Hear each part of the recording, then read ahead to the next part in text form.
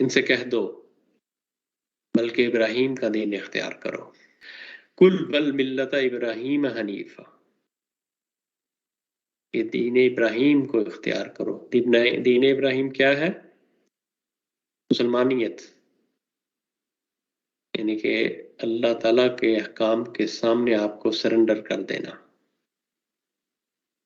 یا دین ابراہیم کا پیروکار بن جانا۔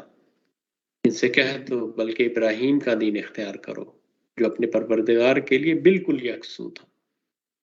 ملت ابراہیم حنیفہ، حنیف بالکل یکسو، یعنی کہ ذرہ بھی احتمال نہیں ہوتا کہ وہ ادھر سے ادھر کہیں بھٹک جائے، بالکل یکسو اللہ تعالیٰ کے بارے میں، اللہ تعالیٰ کی شریعت کے بارے میں بالکل یکسو، کوئی خیال بھی نہیں آتا ادھر ادھر ہونے کا۔